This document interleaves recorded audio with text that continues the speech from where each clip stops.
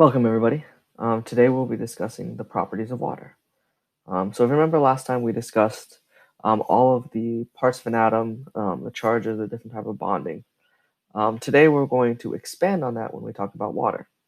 So, our learning objectives as we go through this explain the unique properties of water and how specifically water's polarity affects the way it interacts with other substances. So, this is a water molecule, H2O, right? So, two hydrogens, one oxygen. A water molecule is polar, which means the charges are unevenly distributed in the molecule. And the reason for that is if you look at how the electrons are configured, almost all of them are around the oxygen, while very few surround the hydrogen. That's because in a covalent bond, they're shared here, and oxygen has more electrons than hydrogen. Um, and so what happens is it makes this molecule polar, which means one side, the side closer to the oxygen, is slightly negative, and the other side, the side closer to the hydrogen molecules, is slightly positive. The whole molecule itself is not charged, but there is a slight difference in charge between one end of the molecule and the other. That's what it means to be polar. And so water's properties all stem from its polarity, where one side is slightly negative and the other side is slightly positive. That leads to what's known as hydrogen bonding, which is what you see here. Hydrogen bonds form between the slightly negative and slightly positive regions of the water molecules, and they align like this. Oh, sorry. And they align like this, where the slightly positive end of the hydrogen will line up with the slightly negative end of the other of an oxygen on another water molecule.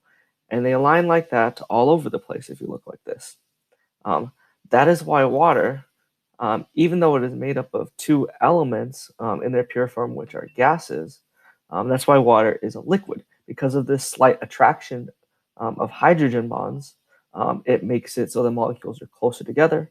Closer together molecules mean they are slowed down a little bit, and it makes it a liquid. And so one of the first words you'll need to know are cohesion and adhesion. Cohesion is the attraction between molecules of the same substance, meaning water is attracted to other molecules of water, which is why this little water skidder, this bug, can walk on top of the water because the water molecules don't want to separate from themselves. They like to stay close to each other. That's different from adhesion. Adhesion is the attraction between different molecules of different substances, right? So we have what are known as capillaries here, which are basically little hollow glass tubes. And you have different varying sizes, bigger, kind of medium, and small. And what happens in this case is it's the same amount of water, but the water climbs up a higher amount in this smaller tube. And that's because the molecules of the glass are closer together. So it allows the water to climb up a little bit higher. Um, Adhesion is also the reason why a lot of things will dissolve in water because they're attracted to the water molecules as well. Water has a really high specific heat or heat capacity, and the heat capacity is the amount of energy needed to raise its temperature and make the molecules move faster.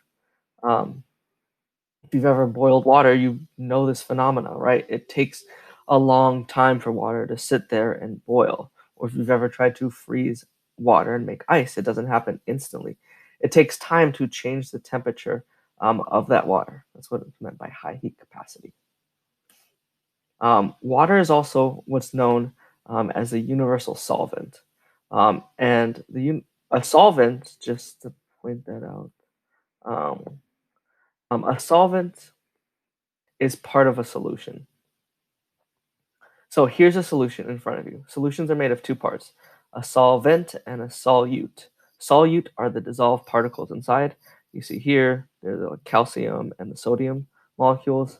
And then the water is the solvent. It's what dissolves all of this stuff, right? So if I'm making a solution, let's just say I'm making salt water, like in this picture, the water is the solvent and the salt is the solute. And what we see here is that water has the ability to dissolve the compound that's put in it, which is what makes it a universal solvent. Things can dissolve relatively easily in the water molecule because the water kind of basically pulls it apart because the attraction of the other because of the attraction of the other molecules to the water molecule. So that's a little bit about water's properties. Hopefully, you understood this.